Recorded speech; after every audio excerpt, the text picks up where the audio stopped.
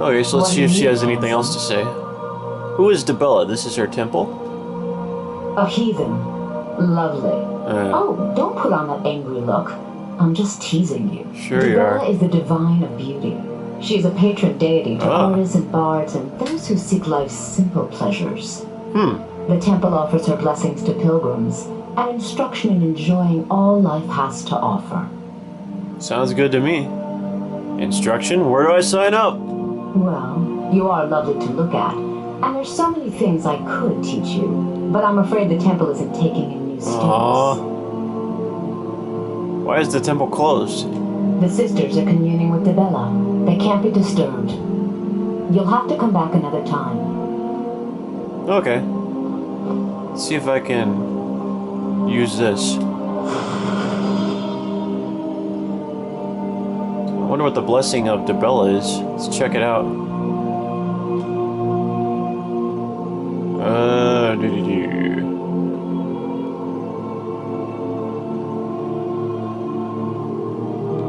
Blessing of Debella, plus 10 speechcraft for 7 hours. Okay.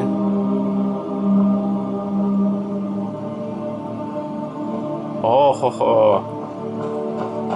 Interesting statues. I didn't even notice those. No wonder Debella is the god of beauty. So how about you girls walk around like that, huh?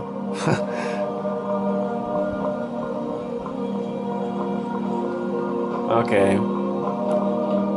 Inner sanctum. Okay, can't get in there.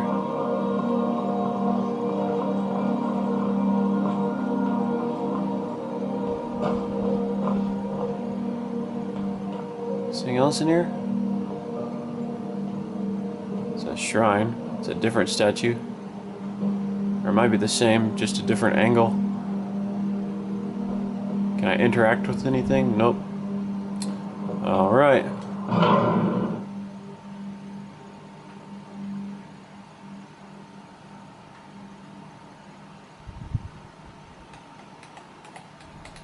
It's a Khajiit.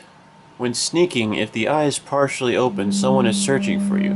If it is fully open, they have found you. Where am I?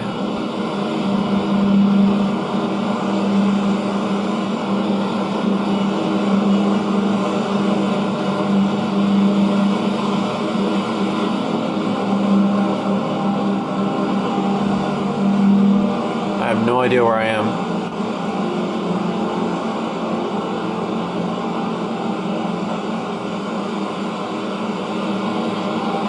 Am I still in Whiterun? Where the heck am I?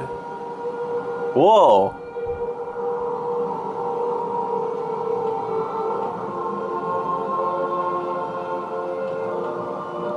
Markarth.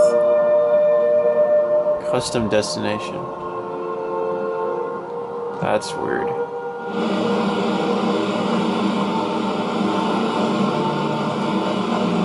Farkas, why didn't you do something? How did we get here? we were going back to the companion's place. Almost there. And Farkas, you screwed things up.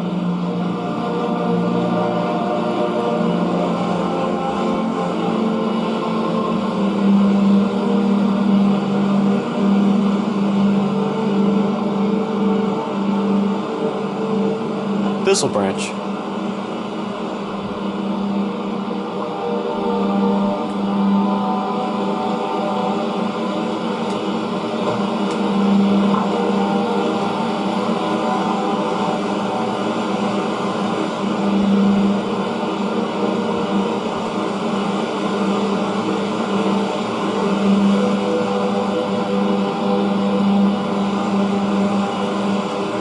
I have no idea where I'm going since this is the first time I've been in this place. So just exploring. What is it, Imperial? I don't know. You tell me. Companion. Oh, you're not gonna talk? Guard tower.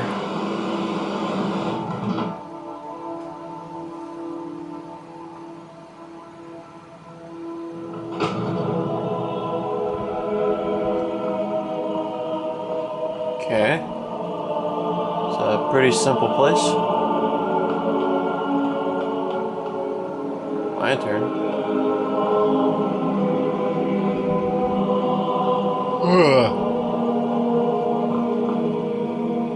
We're far away from Whiterun, Farkas. Sleeping guards.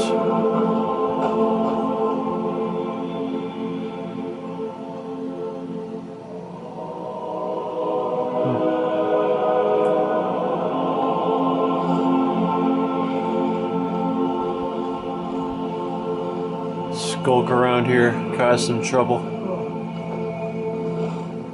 The importance of where. Let's take a look. Ah, it's a one-handed skill book. The chieftain of Otherbar gathered his wise men together and said, "Every morning a tenfold of my flock are found butchered. What is the cause?" Fangbith, the war leader, said, "A monster may be coming down from the mountain and devouring your flock." Gorik, the healer, said, "A strange new disease perhaps is to blame." Baron, the priest, said, "We must sacrifice to the goddess for her to save us." The wise men made sacrifices, and while they waited for their answers from the goddess, Fangbirth went to the mentor Joltareg and said, "You taught me well how to forge the cudgel of Bolia, and how to wield it in combat. But I must know now when it is wise to use my skill. Do I wait for the goddess to reply, or the medicine to work, or do I hunt the monster which I know is in the mountain?" "When is not important," said Joltareg. "Where is all that is important." So Fangbith took his Zolik cudgel in hand and walked far through the dark forest until he came to the base of the great mountain. There he met two monsters, one bloody with flesh of the chieftain of Otherbar's flock. Fought him while its mate fled. Fangbith remembered what his master had taught him, that where was all that was important. He struck the monster on each of its 5 vital points: head, groin, throat, back, and chest. 5 blows to the 5 points and the monster was slain. It was too heavy to carry with him, but still triumphant. Fangbith returned to Otherbar. "I say I have slain the monster that ate your flock," he cried. "What proof have you that you have slain any monster?" asked the chieftain. "I say I have saved the flock with my medicine," said Gorik the healer. "I say the goddess has saved the flock by my sacrifices," said Baron the priest. 2 mornings went by and the flocks were safe, but on the morning of the 3rd day, another tenfold of the chieftain's flock was found butchered. Gorik the healer went to his study to find a new medicine. Baron the priest prepared more sacrifices. Fangbith took his Zolik cudgel in hand again and walked far through the dark forest until he came to the base of the great mountain. There he met the other monster, bloody with the flesh of the chieftain of Otherbar's flock. They did battle, and again Fangbith remembered what his master had taught him, that where was all that was important. He struck the monster 5 times on the head and it fled. Chasing it along the mountain, he struck it 5 times in the groin and it fled. Running through the forest, Fangbith overtook the monster and struck it 5 times in the throat, and it fled. Entering into the fields of Otherbar, Fangbith overtook the monster and struck it 5 times in the back, and it fled. At the foot of the stronghold, the chieftain and his wise men emerged to the sound of the monster wailing. There they beheld the monster that had slain the chieftain's flock. Fangbith struck the monster 5 times in the chest, and it was slain. A great feast was held in Fangbith's honor, and the flock of Otherbar was never again slain. Joltareg embraced his student and said, "You have at last learned the importance of where you strike your blows." Publisher's note. This tale is another. Which has an obvious origin among the Ashlander tribes of Vanderfell, and is one of their oldest tales. Marobar Soul merely changed the names of the character to sound more dwarven, and resold it as part of his collection. The Great Mountain in the tale is clearly Red Mountain, despite its description of being forested. The starfall and later eruptions destroyed the vegetation on Red Mountain, giving it the wasted appearance it has today. This tale does have some scholarly interest, as it suggests a primitive Ashlander culture, but it talks of living in strongholds, much like the ruined strongholds on Vanderfell today.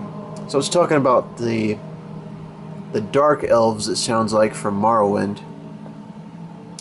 There are even references to a stronghold of Othrabar, somewhere between Vanderfell and Skyrim, but few strongholds outside of sparsely settled Vanderfell have survived to the present. Scholars do not agree on who built these strongholds or where, but I believe it is clear this story and other evidence that the Ashlander tribes used these strongholds in the ancient past instead of making camps of wickweed huts as they do today. The play on words that forms the lesson of the fable, that it is as important to know where the monster should be slain at the stronghold as it is to know where the monster must be struck on its body to be slain, is typical of many Ashlander tales. Riddles, even ones as simple as this one, are loved by both the Ashlanders and the vanished Dwemer, although the Dwemer are usually portrayed as presenting the riddles rather than being the ones who solve it as in Ashlander tales. Huh.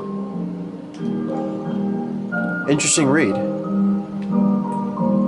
Sometimes the books are pretty boring and I just kind of skip them, but other times they're pretty interesting and somewhat entertaining. So let's move on.